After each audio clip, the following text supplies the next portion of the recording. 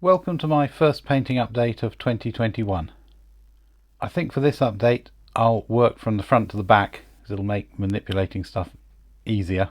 So right at the front we've got some old Grenadier miniatures Dark Elves sculpted by Mark Coppleston that I got from Forlorn Hope Games. They're currently moulded and produced by Molten SG in Italy. These are nice big miniatures. And I'm using them as troops for my Foundry Revenant Elves, which I hope to get done next, basically. And then altogether, the Revenant Elves, which are like 40mm miniatures, and these will be joining the Swashbucklers as a sort of fantasy Renaissance warband for a set of skirmish rules that I'm planning. Planning doesn't mean they'll be available anytime soon, of course. So let's pick one. Here he is. Everything you'd expect from a Coppleston figure, I guess. I like these particularly because of the ruffs. The ruffs gives them a nice, and the face mask gives them a nice Elizabethan flavour. The Revenant Elves, if you know them, are very Baroque looking. Lots of roses round swords. Very Byron, I would say. Anyway, you'll see them when I paint them. So that's 8 of those, 8 of the Dark Elves, and I've got 2 more on the painting table which are standard bearers, which I bought afterwards because I thought I could add them in. They're quite nice. Okay, let's move them to one side. Next up is a Reaper miniature, and we'll do the door as well.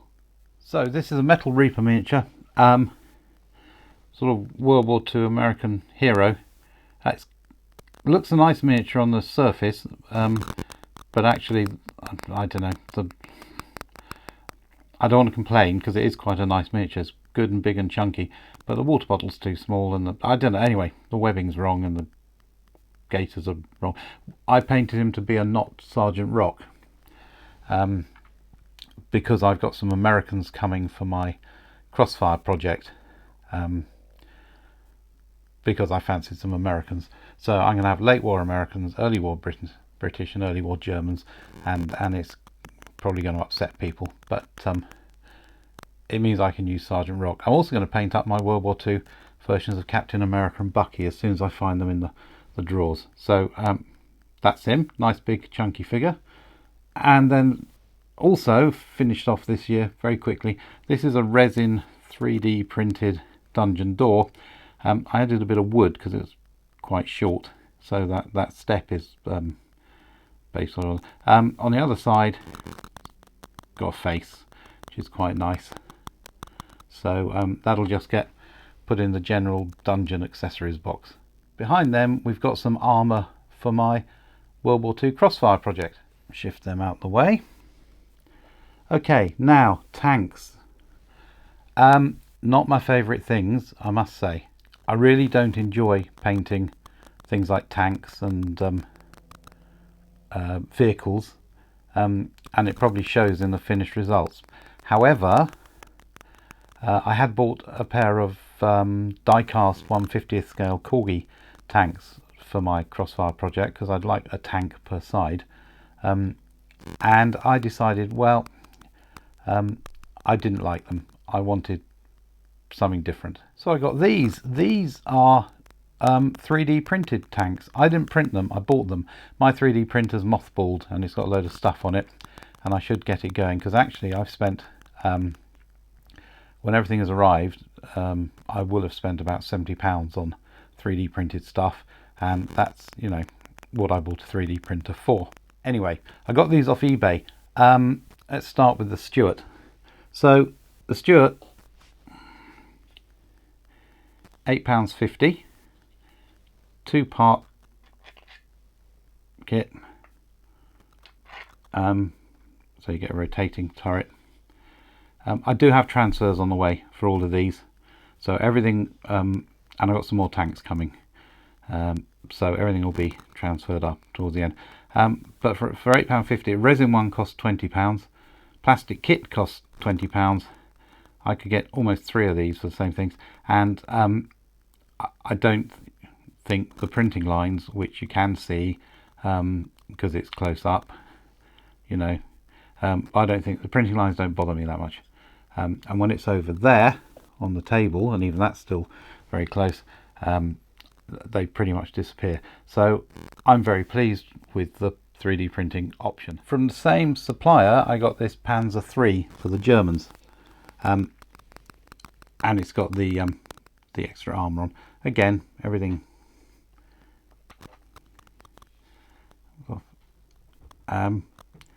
I really don't like plastic kits. I don't like making them. They never come out as well as I want them to.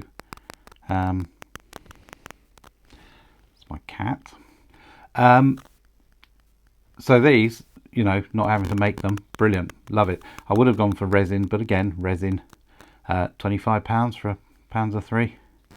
So again, there's lines.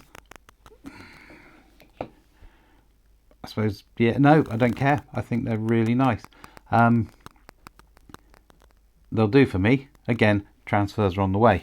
So both my tanks are little tanks because Crossfire's essentially an infantry game, and I didn't want rumbling armour. But of course, as things go, I'm going to add to them. More on that when they come and they're painted. So let me move the tanks out of the way, and we'll get onto the universal carrier. There we go. All right, so the universal carrier. This is a Warlord plastic kit. Again, to compare, this is £15. I think I got it for £13.50 off eBay, but it's a £15 plastic kit. I didn't enjoy making it. It's a lovely kit. It goes together really well. The enjoyment wasn't the kit's fault, it was my fault. And there they are with 4 guys, a couple of Bren guns. And again, yes, this came with transfers, but I'm going to do all my transferring together, so I'm waiting for extras.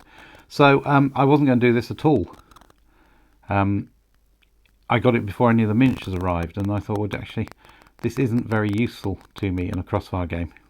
It's essentially a rifle squad with some protection, but of course it can tow the anti-tank gun. So because I had a spare day with nothing planned, I made it and I painted it. I like the way it looks. I really love universal carriers. I just wish I could get a resin one. Well, obviously Warlord do a resin one. They do a resin Wasp version with a flamethrower, so I've ordered one of them.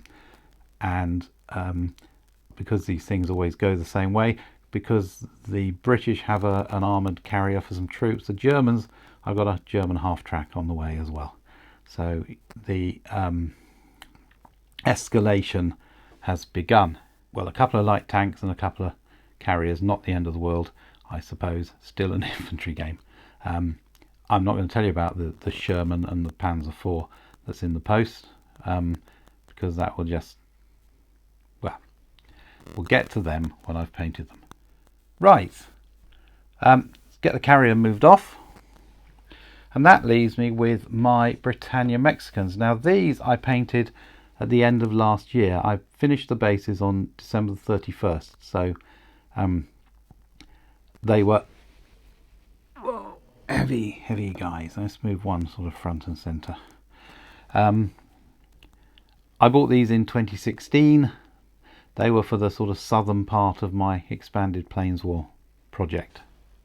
When I bought them, I painted all 17 horses straight away, and I painted 9 of the riders straight away, and they were quite hard going. So the last 8 riders have been sitting on my painting table, literally on my painting table, so I have to move them every time I want to paint something, for 4 years, and it was really good to actually just get these done, and I'm happy with the results. So move them in a bit.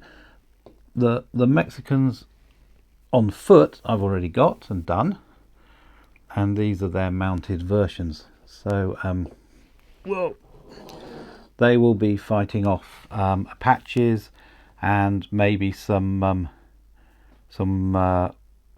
ranchers, sort of like the High Chaparral. They're led by Pancho Villa because they're from the Britannias across the Rio Grande range. That's Pancho Villa and his ballista flag.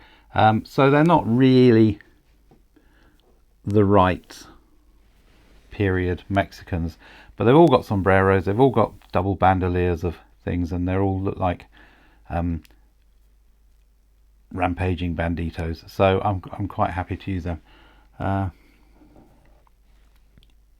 we go. Because these are done, I hope to get the rest of this collection done this year. I've got some settlers and wagon trains, and I've got the Apaches, the mounted Apaches as well. So look for them. Right, that's everything. 11 days into January of 2021. Reasonable haul. Let's hope the momentum continues. You can still catch my daily updates on #HobbyStreak on Twitter, and obviously when everything's done it gets posted on my website www.matakishi.net. Please like, subscribe and comment on the video. That helps make YouTube show it to more people, and it massages my ego a little bit to know that some people don't find this totally tedious. Okay, so that's it. As always, thank you for watching, and I'll see you next time.